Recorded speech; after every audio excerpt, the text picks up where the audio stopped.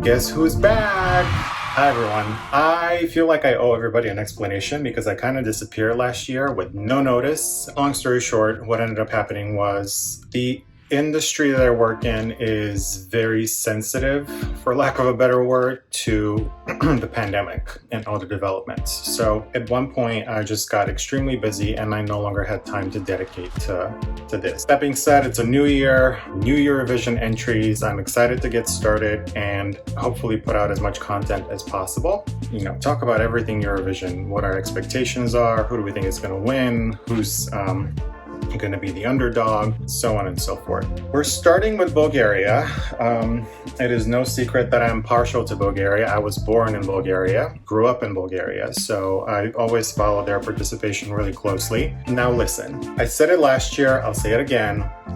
The dumbest thing you could do as a contestant in Eurovision is be the first one to put out a song. I think you have to be extremely confident in the potential of the song that you're putting out. And even then, you also have to be, it's still a gamble because you are assuming that this song is gonna weather, you know, the fatigue over time. The minute a song gets publicly released, the entire Eurovision community just literally attacks it and sinks their teeth in and starts placing it in their heads and playing out all these scenarios. And that's what we do. We project how this would look on the Eurovision stage. Is it gonna compete well? Is it gonna place? Is it gonna qualify? And there is a perfect time to release your song, but it is not as early as possible. If anything, later is better. I'm really hoping it's a good entry and, you know, Bulgaria was right to release it so early because they are truly confident that it's going to do well and they were just eager to share it with the world. Intelligent Music Project. I've never heard of their music before today, but I gotta be honest, right off the bat, Intelligent Music Project is giving me #wannabe. A little reminiscent of Equinox. Like, I personally am very much against sending something like a collective of artists to Eurovision. It just makes no sense to me. I don't know. But let's not start off on the wrong foot. I will listen to the song first before I form any opinions. Let's get started.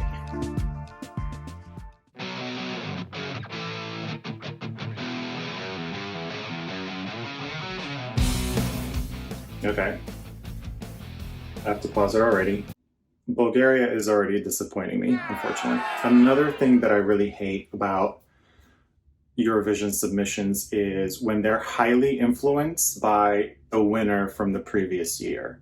Have a backbone. Send something authentic. Send something that is not influenced by the trends. Or I hate it when countries are very reactive. The thought process here obviously is, okay, well, I guess people are listening to rock now, so we got to put out a rock song for next year. No, people are listening to anything. You have to put out a good song. Doesn't have to be rock. Let's keep listening. And I can move on from here. How simple life goes on. His voice is impressive.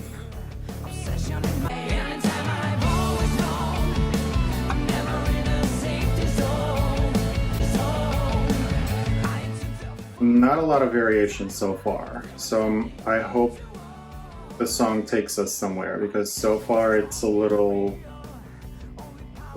of flatlining a little bit.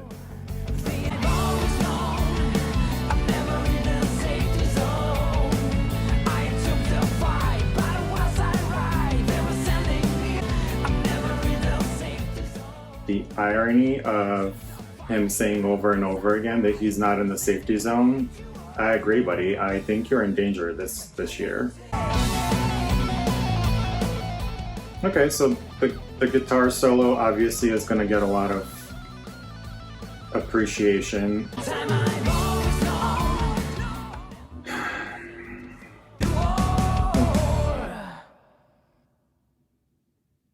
There's a firm intention.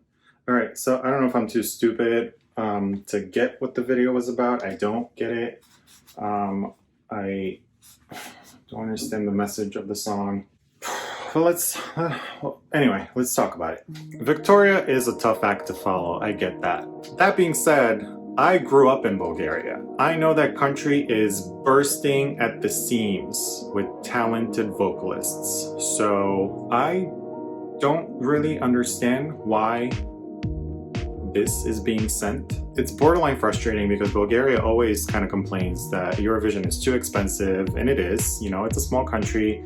They don't have an exorbitant budget to work with.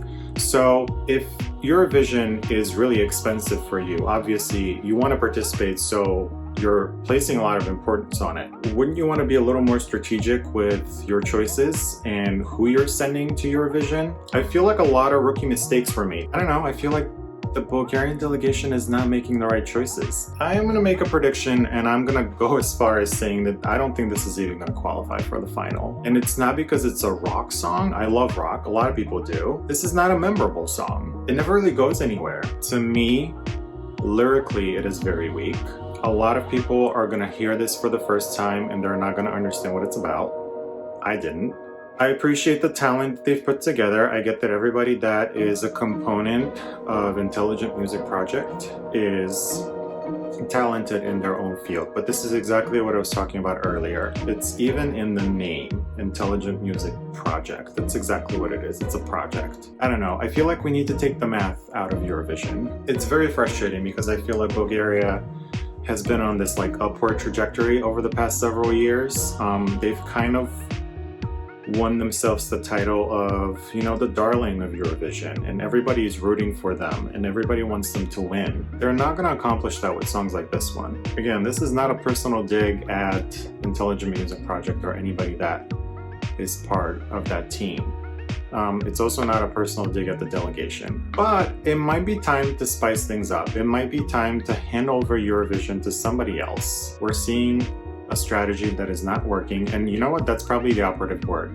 There should be less strategy and more focus on putting out good songs, because there are talented people in Bulgaria. The world just wants to see that. The world just wants to see a fully established artist from Bulgaria come to Eurovision with a memorable, quality song that is capable of winning. I believe we had that in 2020. Should only be Bulgaria's luck to finally put out a song that is capable of winning Eurovision, and then that same year is the only year in the history of Eurovision that the contest gets canceled. I do believe that 2020 was Bulgaria's year and they could have won. Oh well, this was just kind of disappointing. I will give it a second chance. I'll listen to it again, but I really doubt that my opinion will change. I don't think it's one of those songs that's gonna grow on me. Anyway, this is what I think. What do you guys think? Do you think I am completely missing the mark here and I'm being way too harsh, or do you agree with me? Do you think that this is not gonna qualify? So let me know what your thoughts are, and I'll talk to you soon. Toodles.